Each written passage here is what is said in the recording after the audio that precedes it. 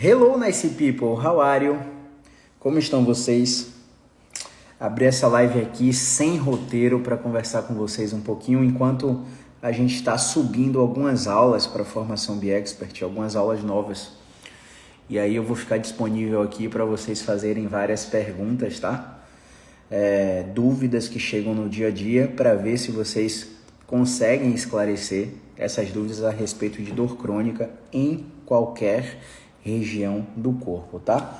Primeiro a gente vai começar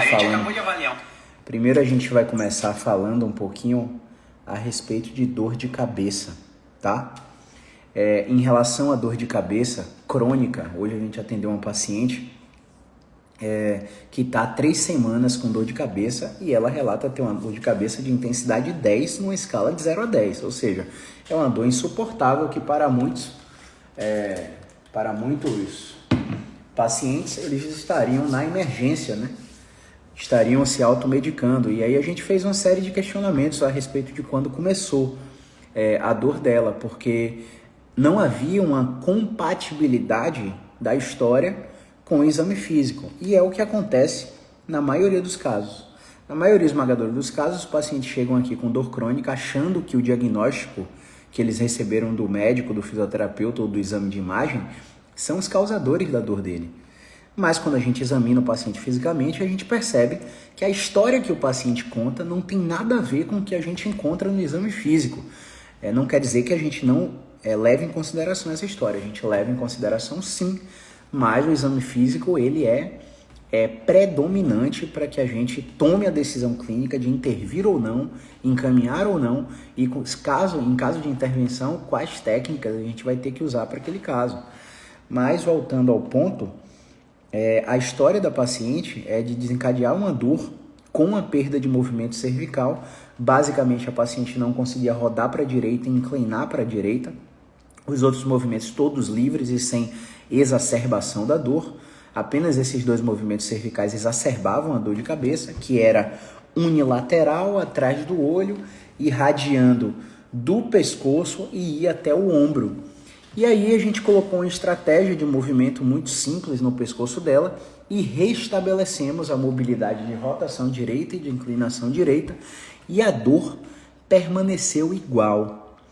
E aí, Caio, o que acontece? Não há concordância entre a melhora relatada, reportada pelo paciente, entre a melhora obtida pelo terapeuta e a melhora reportada pelo paciente. Então o terapeuta vê, filma, mostra para o paciente, olha, recuperamos esse movimento que estava bloqueado e a sua dor não diminuiu. Essa sua dor pode ter uma outra influência que não os déficits de movimentação que a gente encontrou no exame físico. E aí o que acontece? Acontece o seguinte, a gente começa a questionar, e aí? O que está acontecendo na sua vida? De 3 semanas para cá, antes dessas 3 semanas, aconteceu alguma coisa fora do comum? Bom, a paciente trabalha numa rede multinacional e essa rede multinacional vai transferir essa paciente de cidade. Há 3 semanas atrás, o namorado, esposo, marido, não lembro ao certo, foi transferido também. Então ela está aqui sozinha na cidade há 3 semanas, vai ter que se transferir para um ambiente que é novo, que ela não sabe se vai se adaptar.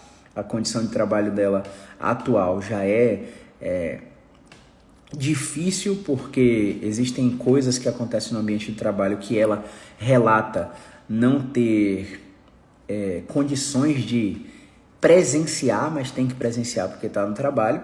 Então estamos aí com a bandeira de barreira de recuperação social fortíssima. A gente encontra um caso de possível transtorno de ansiedade normal para uma mudança repentina. Qualquer pessoa que fosse transferido para uma outra cidade pela primeira vez estaria numa situação de ansiedade natural, mas a ansiedade dela é uma coisa que atrapalha o sono e ela já se automedicou com vários remédios, né? Dipirona, Tramal, Dorflex. E a gente pergunta, e aí? Quando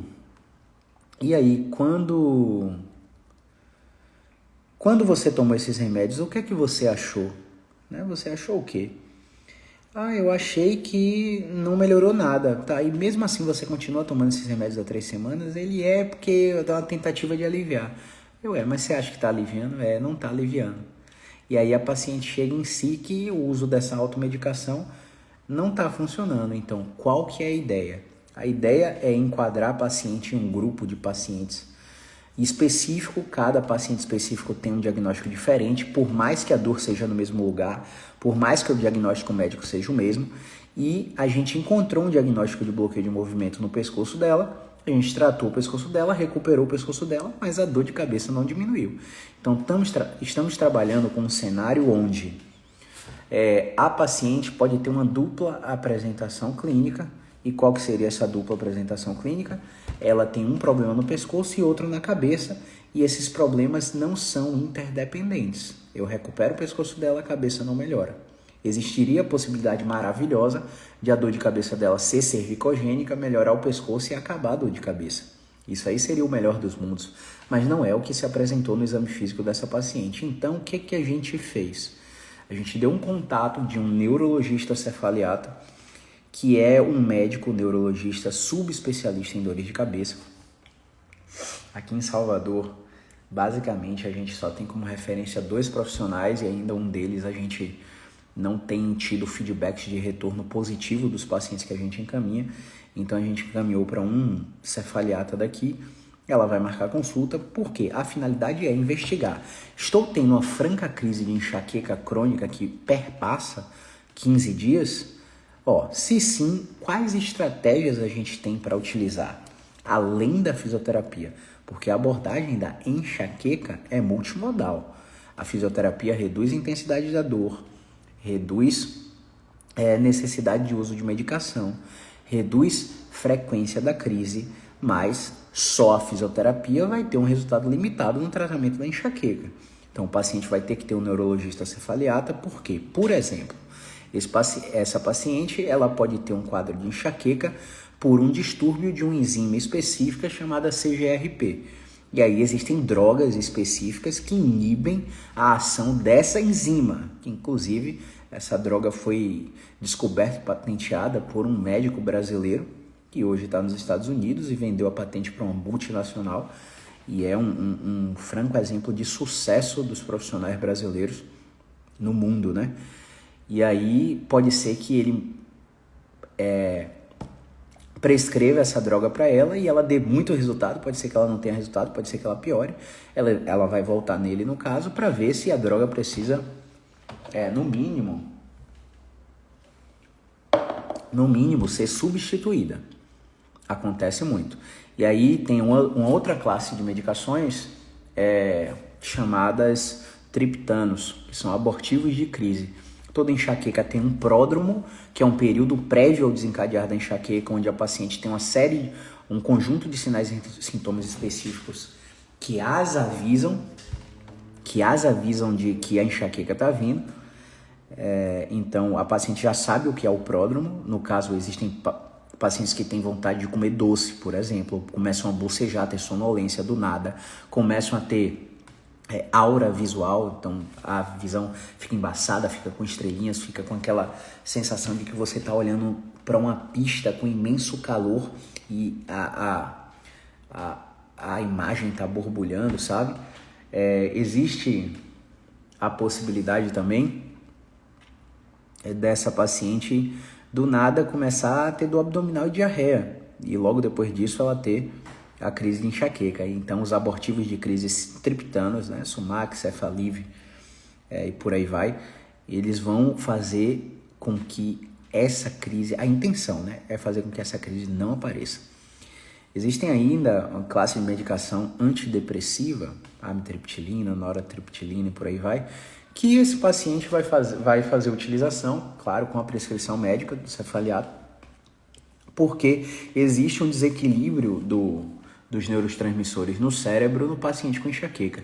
Existe também uma vasodilatação arterial, existe também vários outros mecanismos orgânicos associados. Às vezes o paciente melhora com beta-bloqueadores, às vezes o paciente melhora com analgésicos simples, relaxantes musculares simples, mas a gente precisa atentar que essa maravilha prometida para o tratamento da enxaqueca com abordagem medicamentosa faz com que haja uma retroalimentação negativa, onde o sistema nervoso central perde a capacidade de liberar seus próprios opioides por uso abusivo de medicação.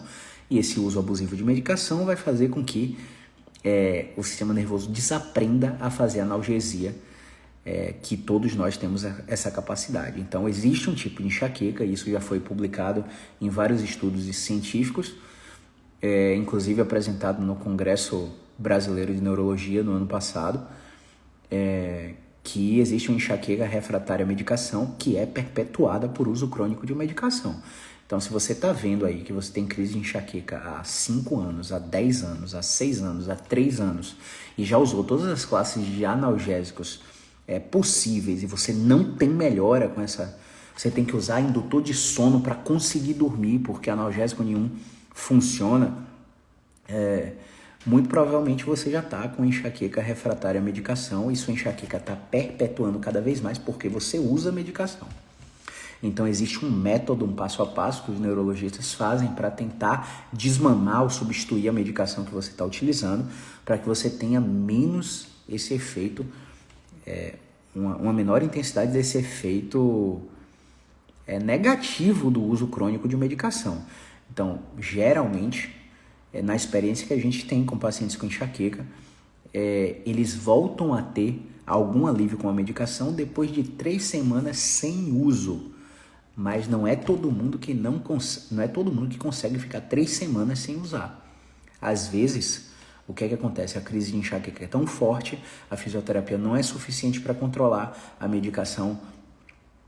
Se ele estiver nesse processo de desmame, essa medicação vai ficar de fácil acesso para ele, e quando a dor fica muito intensa, os pensamentos catastróficos começam a vir, fazendo com que o paciente pense: meu Deus, dessa vez eu não vou aguentar, será que eu vou morrer dessa vez?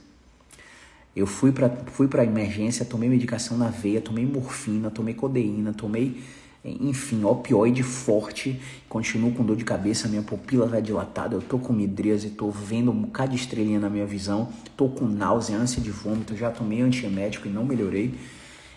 Meu Deus, será que dessa vez eu vou partir dessa para pior? E o pensamento catastrófico gera um sentimento de frustração e tristeza absurdos que vão gerar comportamentos e efeitos fisiológicos no organismo, fazendo com que o paciente exacerbe a percepção de vários outros sintomas, como taquicardia, aumento da pressão arterial, ânsia de vômito, eu já falei, diarreia. Então, a sensação de mal-estar amplificada pelo pensamento catastrófico que vem à cabeça do paciente depois de uma crise de enxaqueca exacerba todos os outros sintomas.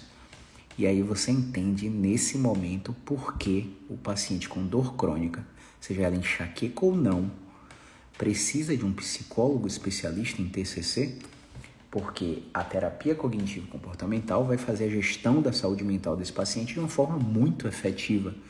Então, por isso que eu falo, o tratamento da enxaqueca é multimodal. Fisioterapeuta, médico, psicólogo. Assim que a gente tiver controle do problema, o paciente precisa mudar imediatamente o estilo de vida. Não assim que tiver controle, já precisa mudar assim que tem um diagnóstico. Então, sono, hidratação, alimentação, controle do estresse, atividade física 4 vezes por semana no mínimo, no limiar tolerável, que não exacerbe a dor de cabeça durante a execução, vai fazer com que esse paciente tenha o fenômeno de analgesia induzida por exercício de volta e consiga diminuir a frequência de medicação para que o desmame das drogas seja cada vez mais efetivo, beleza? Então comecei a live aí falando de enxaqueca. Se você tiver pergunta, deixa aí nos comentários. Juliana Julie não está mais presente, né? Perguntou e se saiu, mas eu vou responder porque vai ficar gravado. Então, Glória Souza dos Santos, Tamara Loreto, Esporte Físio, perfil empresarial, Samuel Araújo, Tássio Durães, Rafael Vieira. Se tiverem perguntas, deixem no comentário, beleza? Boa noite. O senhor cuida de tenossinovite dos dedos das mãos? Essa é a pergunta errada, Juliana. A gente não trata diagnóstico, a gente trata a pessoa. Então, não interessa qual diagnóstico a paciente tem. A paciente tem dor na mão, a gente vai investigar a paciente para ver se existe alguma estratégia na fisioterapia que melhore a dor na mão dela, não a tenossinovite. Porque as alterações que aparecem em exame de imagem e ultrassonografia, elas não são fidedignas para explicar por que o paciente tem dor. Elas são fidedignas para onerar a cobrança do plano de saúde e superfaturar em cima de você. A realidade é essa. Os exames de imagem eles servem para excluir condições graves quando o paciente tem sinais de condições graves. Então, perda de força progressiva, piora progressiva, sem variabilidade, o paciente tem tensão neuroadversa que não muda com o movimento, o paciente tem incontinência urinária, febre junto com a dor, alteração de sensibilidade, então está perdendo peso sem motivo, não começou dieta, não descobriu diabetes e continua perdendo peso, febre junto com a dor, já falei, anestesia na genital, né? Sinais de que o paciente pode ter uma red flag provável, uma alteração grave provável, e aí a gente precisa investigar com exame de imagem. Mas fora isso, a gente cuida da pessoa, não do diagnóstico. Então toda vez que vocês perguntarem, o senhor trata hérnia de disco? O senhor trata síndrome do impacto? O senhor trata tenossinovite, bursite, condropatia patelar? A resposta é não. Eu trato você. Só venha para mim se você tiver dor ou se você quiser prevenir dor, beleza? Fora isso, não me procure. Então a gente vai descobrir aí quais são as principais influências da sensação provável de dor na mão para que a gente consiga diagnosticar o seu problema, para que a gente consiga gerar alguma combinação de exercícios que vá te promover alívio, mudar seus testes de forma imediata, para que você tenha sucesso no tratamento, que varia muito de pessoa para pessoa. Tem pessoa que a gente atende só 1 mês, outras 2 meses, outras 3, outras 6, outras 1 ano. Tem paciente que a gente acompanha há 2 anos. Só para você ter ideia, o paciente que eu dei alta essa semana está comigo há 1 ano. Em 1 ano ele fez 19 sessões. Então existe uma propedêutica aí dentro, tá? Então falei um pouco de enxaqueca, não tá vindo pergunta aqui. Já está terminando de carregar as aulas novas da formação BeExpert, então vou aproveitar para falar um pouquinho de... O que é que vocês querem que eu fale aí? Pessoal que está aí ao vivo. Vamos falar um pouquinho de dor no joelho. Dor no joelho, a gente atendeu uma paciente hoje com dor no joelho. Então, vamos lá para a história da paciente. A paciente tem 76 anos e um diagnóstico de artrose no joelho. Não tem deformação visual no joelho, alteração, inchaço, edema. Tem um diagnóstico de artrose, dói o joelho direito, não dói o esquerdo. A artrose é uma alteração natural do envelhecimento, portanto, o joelho esquerdo que não dói também tem artrose, mas mesmo assim ela não sente dor. E a gente fez 2 testes muito simples com ela. A gente colocou ela de 4 apoios, pediu para ela sentar no calcanhar e o joelho esquerdo conseguia fazer com que o bumbum chegasse no calcanhar, mas o joelho direito não permitia que ela encostasse o bumbum no calcanhar e ela sentia muita dor. O que a gente evidenciou aí? Esse joelho tem uma dificuldade de dobrar. Depois a gente deitou a paciente de barriga para cima, colocou a mão embaixo do joelho, ela com a perna esticada e pediu: aperta minha mão, paciente, aperta minha mão. O joelho esquerdo conseguia apertar minha mão, o joelho direito não conseguia. Ou seja, além da dificuldade de dobrar, ela tinha uma dificuldade de esticar também. Então, o que é que a gente avaliou logo depois disso aí? Depois disso, a gente testou a mobilidade da coluna lombar dela. Então, ela de pé, pedindo para ela dobrar para frente, ela provocava dor no joelho. Ela de pé, pedindo para ela dobrar para trás, ela também provocava dor no joelho. Ela de pé, deslocava a lateral direita, não provocava dor no joelho, e deslocamento lateral esquerdo provocava dor no joelho. Ou seja, dos 4 movimentos da coluna lombar, 3 estavam reproduzindo a dor que ela se queixava no joelho. O que isso quer dizer? Olha só, a sua coluna lombar, o seu quadril, a sua articulação sacroiliaca, ela é inervada por diversos ramos do sistema nervoso central que descem até o joelho, até os pés, gerando dormência, formigamento, dor, queimação, pontada, enfim, gerando um bocado de sensação horrorosa que ninguém quer sentir. E quando a gente coloca um movimento na coluna lombar, por exemplo, dobrar para frente, a gente testa se o movimento de dobrar para frente da coluna reproduz a dor que o paciente se queixa. Em caso de reprodução, a gente aumenta em 4 vezes mais a chance da coluna do paciente estar envolvida no sintoma no joelho, quadril, tornozelo e por aí vai, no sintoma abaixo da coluna. Então, às vezes, tem paciente que tem impotência sexual porque a coluna está bloqueada. E aí os nervos iliohipogástricos, genitofemorais, começam a ficar obstruídos e seu fluxo normal prejudicados, fazendo com que os corpos esponjosos e cavernosos do pênis não recebam fluxo sanguíneo suficiente e tenham a ereção e sustentem a ereção. Então muita gente não se liga nisso, mas existe a probabilidade de uma disfunção sexual no homem ou na mulher estar sendo provocada pela coluna.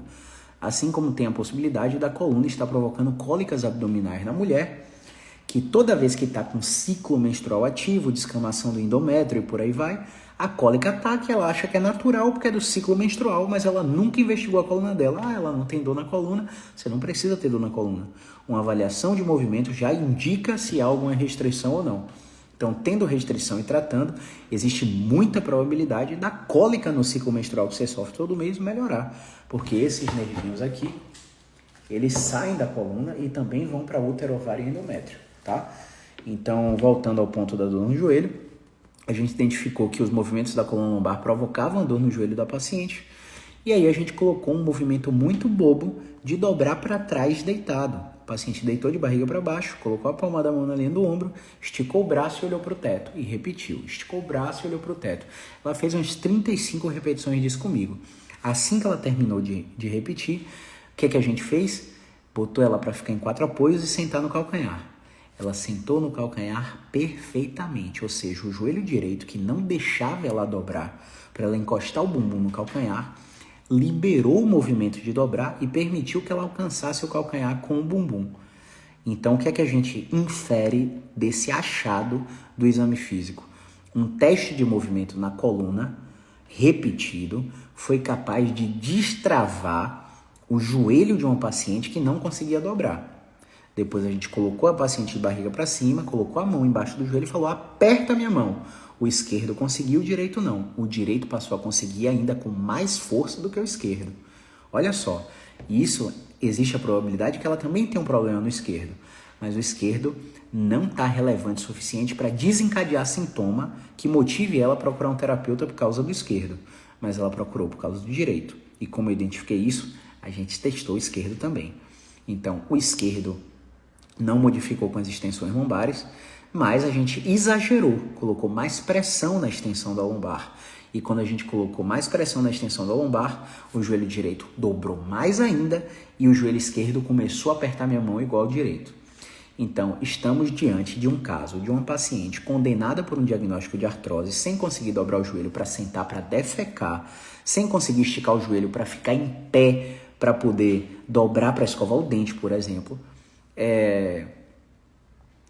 recuperada imediatamente depois de uma estratégia de movimento. O que quer dizer isso? Que o caso dela é muito simples e que ela vai melhorar muito rápido, em questão de 2 meses, vai fazer de 6 a 10 sessões mais ou menos, geralmente numa média de 8, mas de 6 a 10 a gente já consegue dar um resultado muito grande para esse tipo de paciente por causa do diagnóstico dela de bloqueio de movimento. Chegou mais uma pergunta, vou parar para responder. As aulas da formação BioExpert já estão no ar, tá? Você pode atualizar aí a plataforma a qualquer momento que as aulas já foram atualizadas, tá? Tem um módulo novo e fiquem atualizando, tá? 22 horas todos os dias, porque ainda tem 3 aulas processando aí para entrar. Então fiquem atualizando todos os dias às 10 horas da noite para ver se as aulas novas saíram, tá? Acabei de fechar uma aula, então já está disponível para vocês assistirem. Saindo da live, vão lá para a plataforma e vão assistir as novas aulas. Estou falando sobre prescrição de exercício sistematização, como a gente evolui, como a gente progride. Então vai entrar agora às 22 horas. Então, beleza, voltando. Eita lelê. Ó, Selma Antunes. Grande João. João tá aí? João Janser. Ah, já saiu, entrou e saiu. Ó, Selma Antunes. Boa noite, doutor. Sinto muitas dores nas costas. Fiz uma radiografia da coluna e diagnosticou dor crônica. Vejo que estou corcunda. O que faço, pelo amor de Deus? Deixa eu ver se Selma ainda tá aí. Selma ainda tá aí. Selma, olha só, Selma. Uma radiografia da coluna é simplesmente impossível de detectar dor crônica. Detectar dor crônica é um diagnóstico clínico que não depende de nenhum exame, apenas da expertise do profissional. O fato de você estar corcunda também não é um problema. Por quê? Naturalmente, com o envelhecimento, a gente tende a ficar corcunda mesmo, tá? E quando a gente busca terapias posturais como RPG, como Suchar, como Iso-Stretching, ou qualquer coisa que é vendida por aí como coletes para corrigir postura, a gente coloca o corpo numa condição que ele não está preparado e começa a ter novos problemas sem resolver o problema de base, que no seu caso não parece não ser só clínico, né? Dor crônica. Parece ser estético também, a corcunda. Então, se você for corcunda e ter movimento e tiver movimento em todas as direções da sua coluna, muito provavelmente você não tem a repercussão nenhuma do seu problema. Então, essas são crenças que precisam ser derrubadas absurdamente para você melhorar de qualquer processo. A informação salva e a informação é analgésica. A informação é analgésica. Eu não preciso tocar em você, eu só preciso entender o seu problema, te examinar numa chamada de vídeo, por exemplo, e testar todos os seus movimentos. E a partir do teste do exame físico que a gente faz, a gente consegue te dar um diagnóstico. Em alguns casos, muito raros casos, a gente não consegue dar o diagnóstico. Então a gente precisa testar o paciente por 6 semanas, 8 semanas, para ver se ele responde. E em caso de resposta, iniciar um tratamento.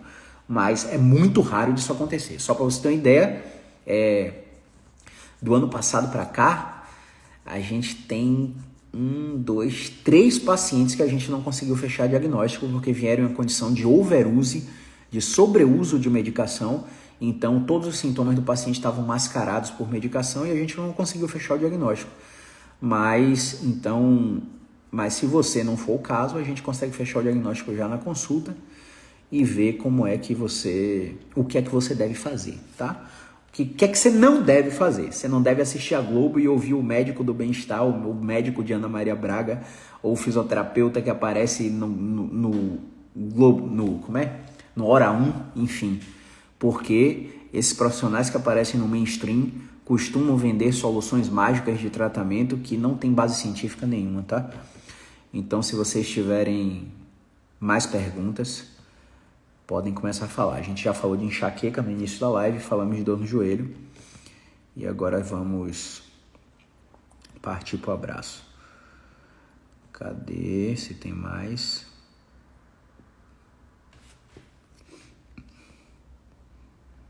Isso aí não é caso para médico não, viu, Selma? Isso aí é caso para fisioterapeuta.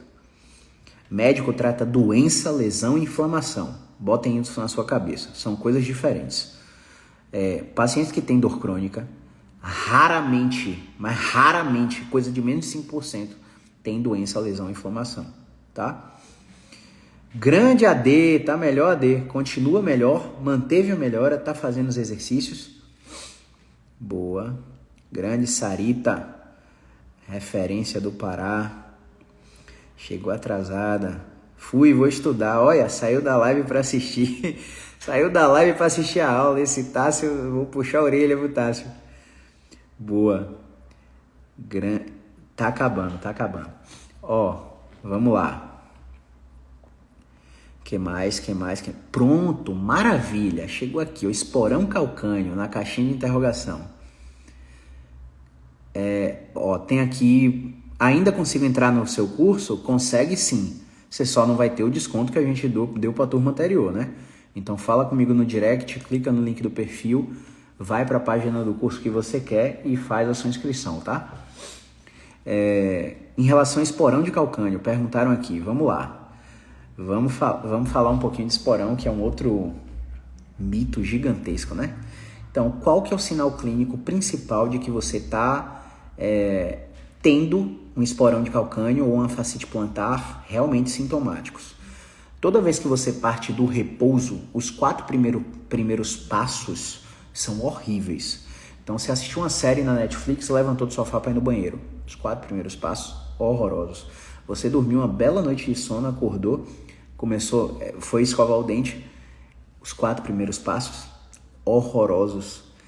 E aí, com o passar da movimentação, você vai melhorando ao longo do dia. Você acha que uma dor gerada por uma sobrecarga mecânica, ou seja, o caminhar em primeiros passos partindo do repouso, pode ser provocada por inflamação? Pois é. O que acontece? Quando você vai no ortopedista ou quando você vai em medicina de emergência, os caras foram criados para aprender que dor só pode ser gerada por doença, lesão e inflamação. Quando eles fazem a especialização em medicina da dor, aí eles mudam essa visão. Mas se eles não forem médicos da dor, forem ortopedistas, anestesiologistas, neurologistas, eles vão ter a visão que a dor só pode ser gerada por lesão, doença e inflamação. Então é isso que eles vão pesquisar em você. Aí quando acontece... rapidinho, pessoal, deixa eu só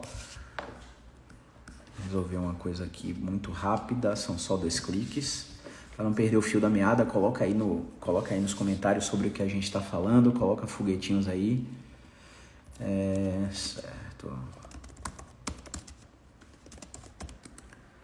Boa. Pronto, resolvido, pessoal. Tá. Então, quando a gente faz uma análise histológica, microscópica, laboratorial, de pés que tem diagnóstico de fascite plantar, você sabe o que acontece? Os marcadores e as citocinas inflamatórias estão ausentes no tecido musculoesquelético. Ou seja, Caio, eu tenho uma tendinite. Caio, eu tenho uma tendinopatia. Caio, eu tenho uma bursite. It é um sufixo de inflamação. É isso que a gente aprende. Então, se você tem uma bursite, tendinite, fascite, você está com a região inflamada. Aí você toma anti-inflamatório 7 dias, melhora, passa o efeito, volta. Aí você toma 30 dias de analgésico, melhora, passa o efeito, volta. Você toma um corticoide, fica 3 semanas sem dor, passa o corticoide e volta. Você começa a engordar, começa a sobrecarregar o sistema gastrointestinal, começa a desequilibrar o sistema nervoso na secreção de serotonina, dopamina, que são analgésicos, né? São os neurotransmissores de bem-estar. E aí você começa a perpetuar um quadro de dor crônica que seria facilmente solucionável se você procurasse o fisioterapeuta logo de cara. Porque afinal, você não teve trauma, queda nem acidente, você não tem febre junto com a dor, trauma, queda, acidente, suspeita de fratura, febre junto com a dor, suspeita de infecção, perda de peso sem motivo, suspeita de câncer, anestesia em cela, suspeita de caldequina, que é dormência na genital, na parte adutora da coxa, perda de força progressiva, não consegue andar nas pontas dos pés, não consegue andar nos calcanhares, sinais de mielopatia compressiva, que são abordagens que você precisa do médico. Nem venha para mim, porque a gente não vai te ajudar nesses casos.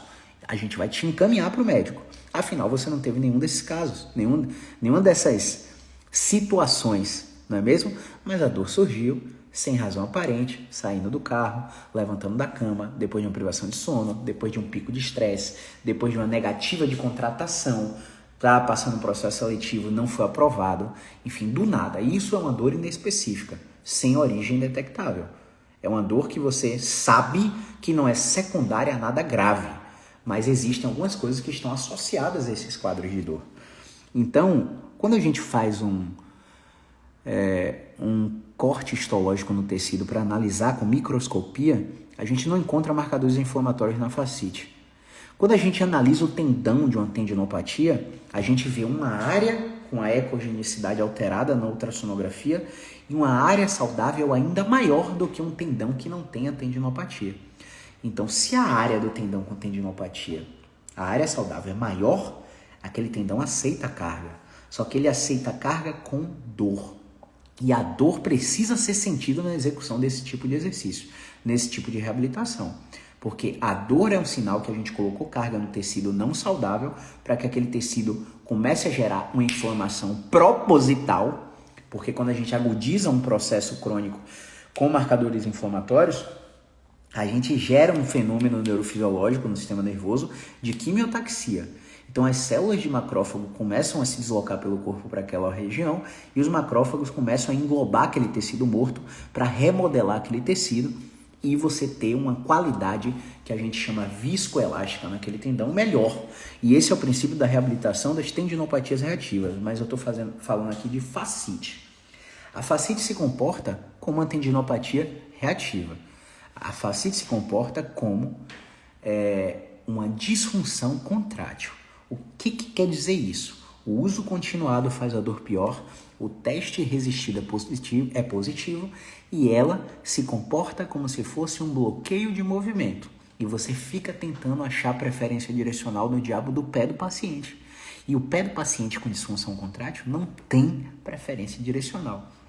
Aí você vai para aquela viagem, meu Deus, não sei quantos % das dores no pés vem da coluna, vamos tratar a coluna. Aí quando acha, maravilha, quando não acha, quebra a cabeça, porque quer ser especialista em coluna. Olha, eu sou colunista, eu sou ombrista, eu sou do quadril, eu só quero ver quadril.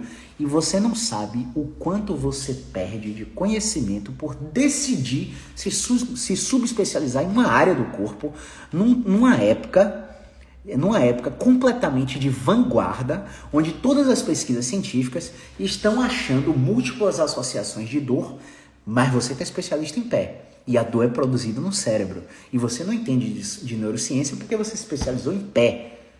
Porque você quer ser o cara do pé. Só que para ser o cara do pé, você precisa ser o cara de pessoas. Você precisa saber lidar com pessoas. Você precisa ter uma comunicação assertiva. Uma entrevista motivacional e fazer perguntas socráticas. Porque quando você faz pergunta para o paciente responder sim ou não, o paciente não reflete sobre nada que ele está falando. Agora, se você faz perguntas socráticas, o paciente começa a analisar o que está saindo da própria boca dele. E aí quando você faz um questionamento reflexivo, como por exemplo, então, reafirmando o que o paciente falou, o paciente, meu Deus, eu falei isso? Não, é porque o médico disse que estava inflamado. É porque o fisioterapeuta do RPG disse que minha postura está errada. É porque o cara do Pilates disse que meu core está fraco. É porque o cara da biomecânica disse que meu quadril está instável. É porque o reumatologista falou que eu tenho gota, que eu tenho artrite reumatoide, que eu tenho fibromialgia. E você abraça esse rótulo diagnóstico, aceita e faz o tratamento que o cara está mandando. Só que quando não funciona, você começa a entrar em dissonância cognitiva. Então o que é que eu estou te trazendo aqui? Você tem fascite plantar? É fascite plantar que você tem? Será que se você fizer uma microscopia você vai achar inflamação? Você não acha.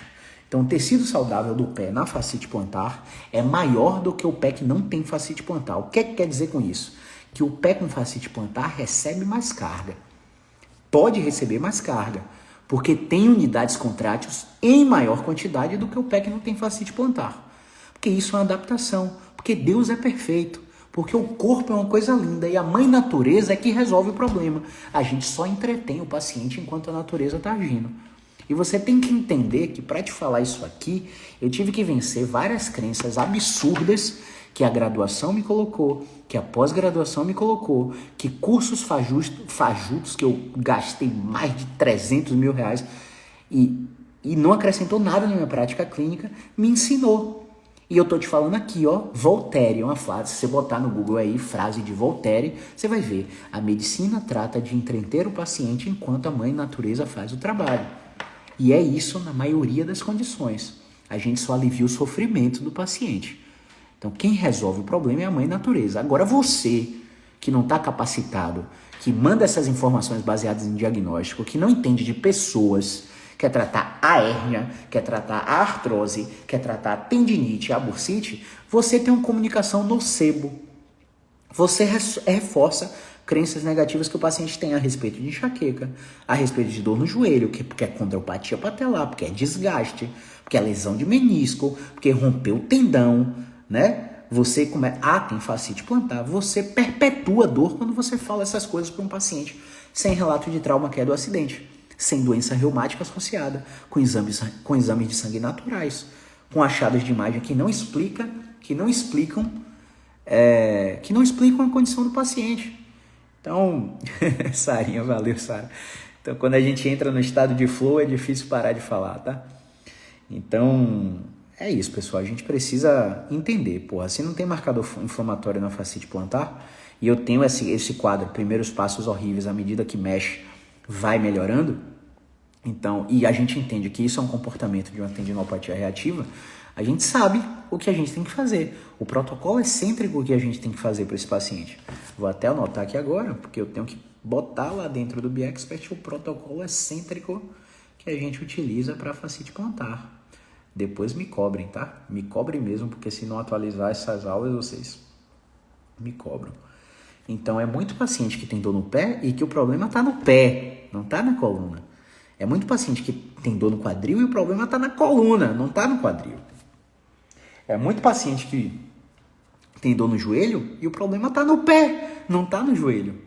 Então, o corpo funciona em interdependência regional. E isso é um discurso que muitos pseudocientistas falam para você, para fazer vocês acreditarem.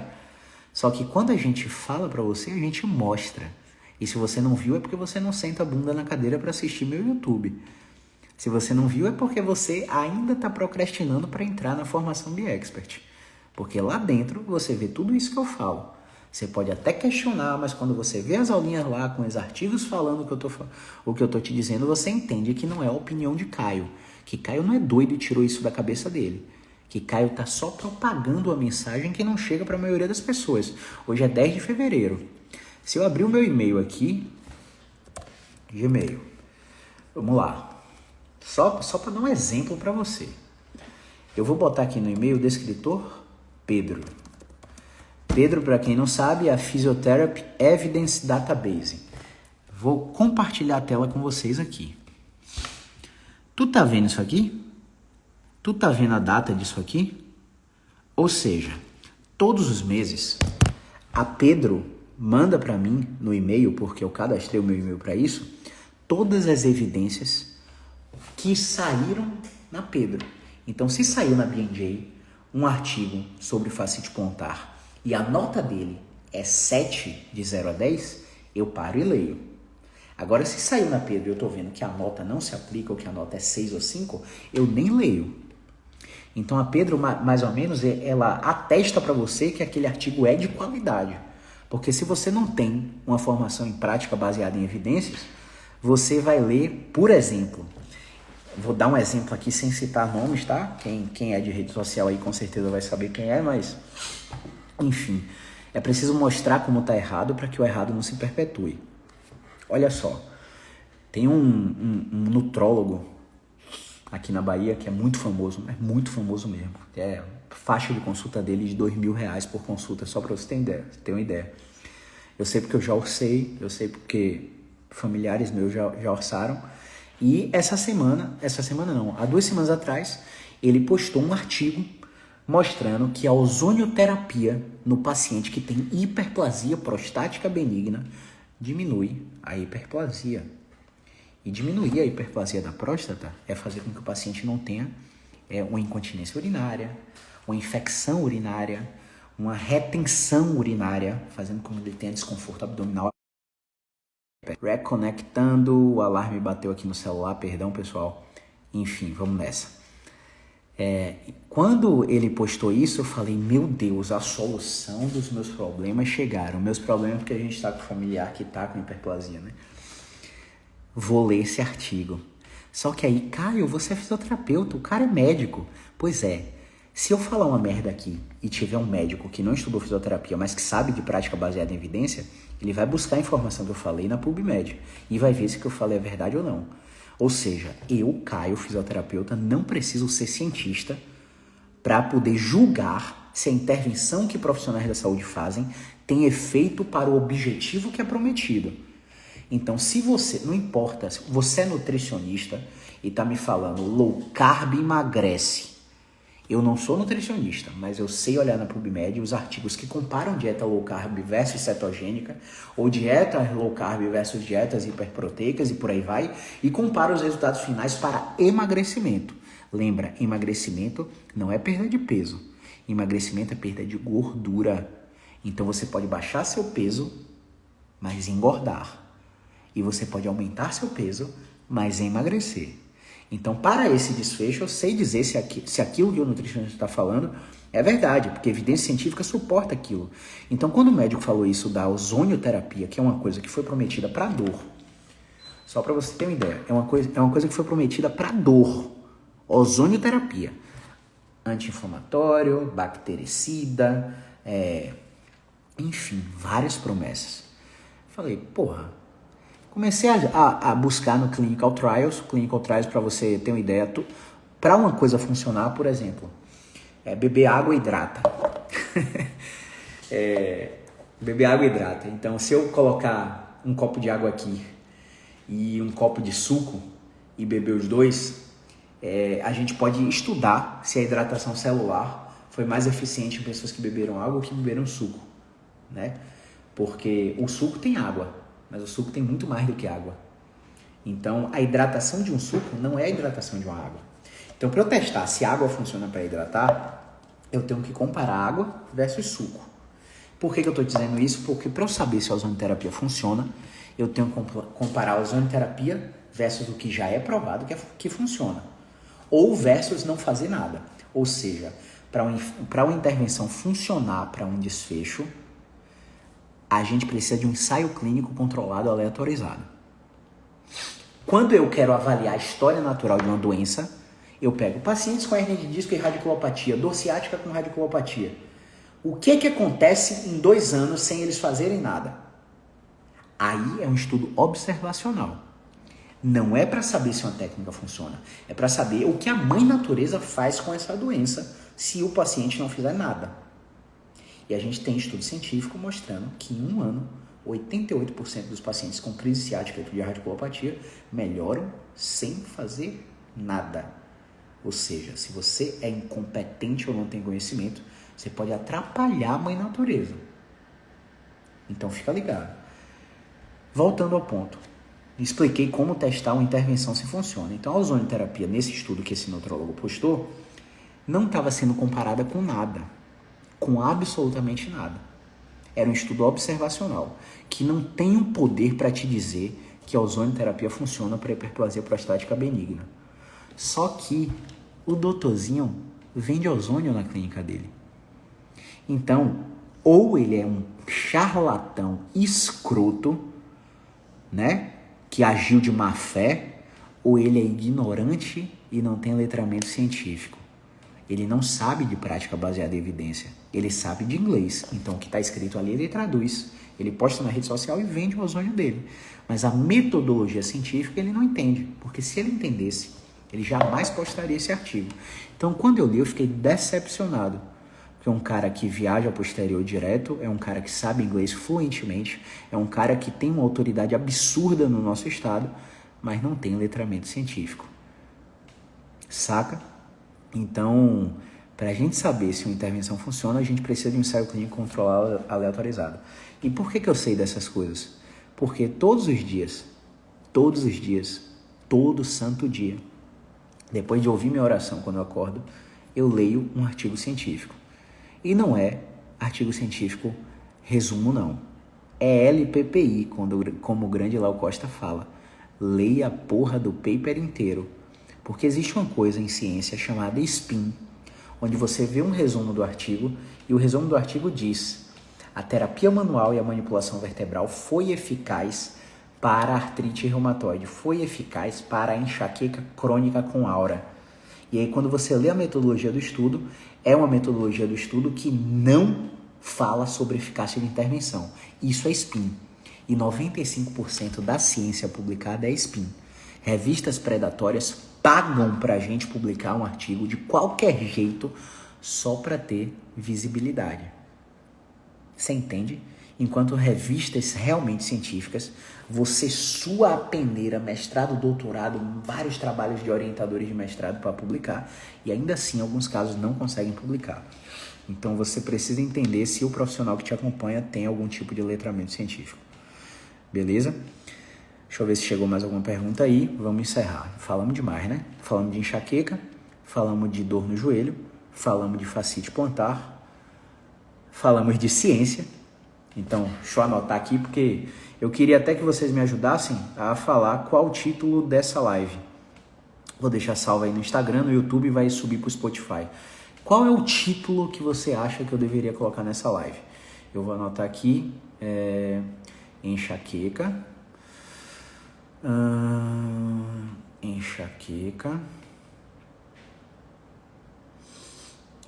dor no joelho, artrose, falei dor no joelho por artrose, e fascite plantar / esporão calcâneo.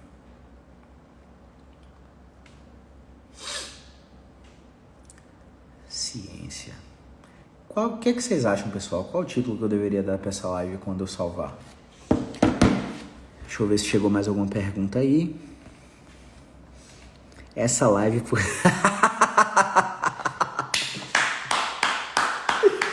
Ave Maria, meu Deus do céu, é bom demais vocês, velho. Rapaz, eu tenho os melhores seguidores do planeta, não é possível, velho. Ai, essa live poderia substituir sua graduação inteira, que maravilha, Sara. Ai, meu Deus do céu, obrigado. Valéria Wood Físio, seja muito bem-vinda, primeira vez por aqui, pelo menos que eu lembre. Leilane Alves, Andréa Miniek. Andréa, seja muito bem-vinda também. É cada lapada que a gente toma, né, Sara? Rapaz, pra quem não conhece Sara aí, Sara é uma referência aí na fisioterapia do Pará. Tem resultados expressivos aí na região dela. Boa, doutor Helder Vitor. E aí, não tô vendo mais perguntas, já respondi essa da fascite plantar e sobre entrar no curso. Então é isso, pessoal, vamos nessa. Hasta la vista, sextou.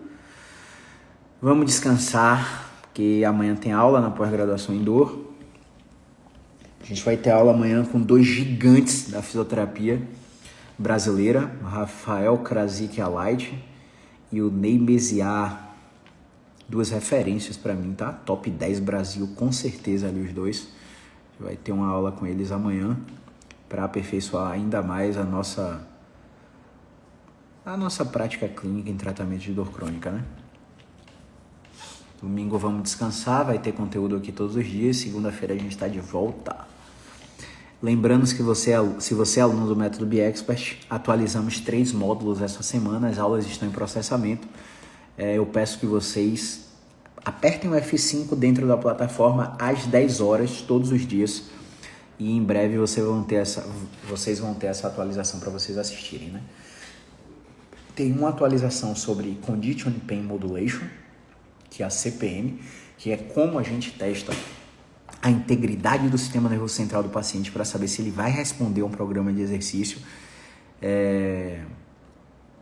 Tem esse módulo.